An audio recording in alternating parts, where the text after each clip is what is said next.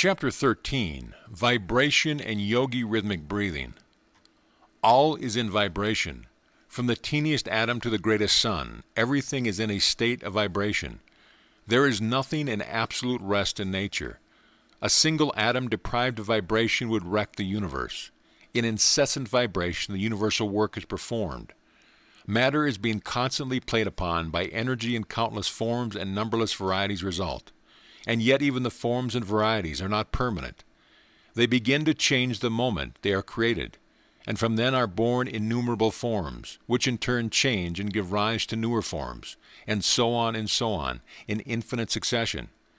Nothing is permanent in the world of forms, and yet the great reality is unchangeable. Forms are but appearances, they come, they go, but the reality is eternal and unchangeable. The atoms of the human body are in constant vibration. Unceasing changes are occurring. In the few months there is almost a complete change in the matter composing the body, and scarcely a single atom now composing your body will be found in it in a few months hence. Vibration, constant vibration. Change, constant change. In all vibration is to be found a certain rhythm. Rhythm pervades the universe. The swing of the planets around the sun, the rise and fall of the sea, the beating of the heart, the ebb and flow of the tide, all follow rhythmic laws. The rays of the sun reach us, the rain descends upon us, in obedience to the same law.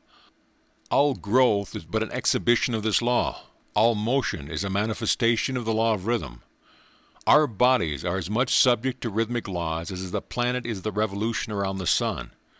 Much of the esoteric side of the yogi science of breath is based upon this known principle of nature. By falling in with the rhythm of the body, the yogi manages to absorb a great amount of prana, which he disposes of to bring about results desired by him. We will speak of this at greater length later on. The body which you occupy is like a small inlet running into the land from the sea.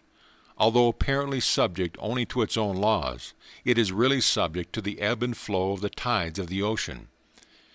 The great sea of life is swelling and receding, rising and falling, and we are responding to its vibration and rhythm.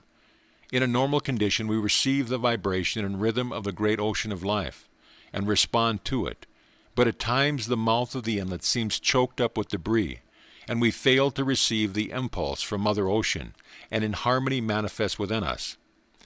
You have heard how a note on a violin, if sounded repeatedly and in rhythm, will start in motion vibrations which will in time destroy a bridge. The same result is true when a regiment of soldiers crosses the bridge, the order being always to break step on such an occasion, lest the vibration bring down both bridge and regiment. These manifestations of the effect of rhythmic motion will give you an idea of the effect on the body of rhythmic breathing.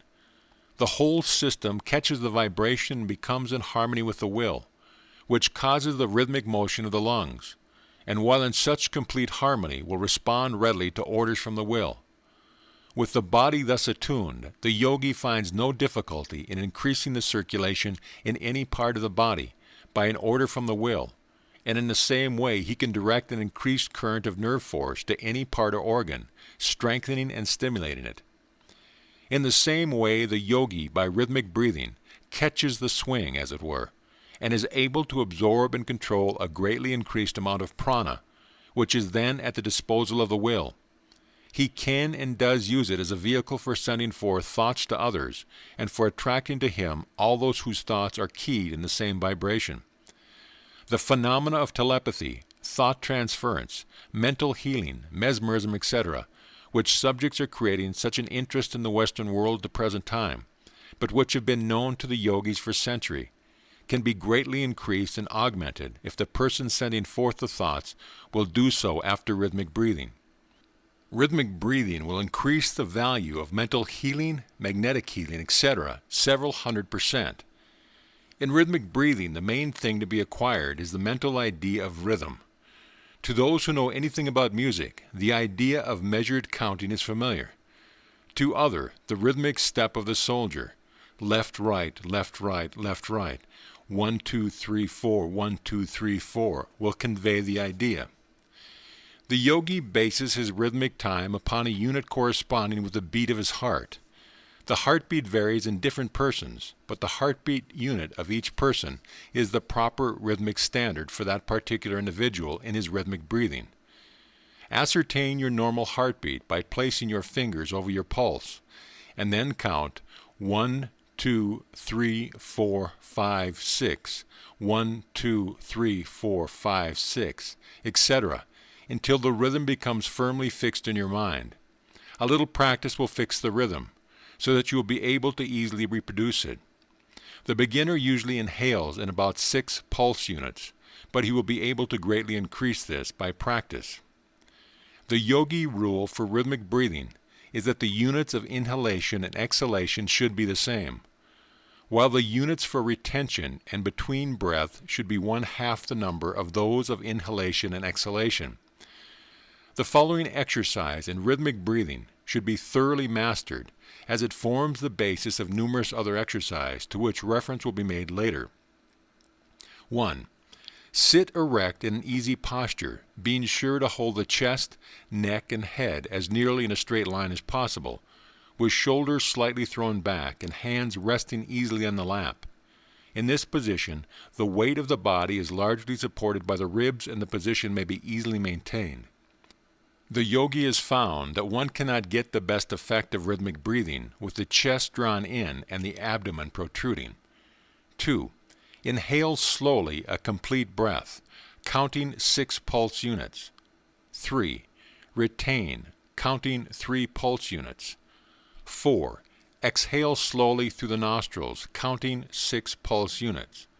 5. Count 3 pulse units between breath. 6. Repeat a number of times, but avoid fatiguing yourself at the start. When you are ready to close the exercise, practice the cleansing breath, which will rest you and cleanse the lung.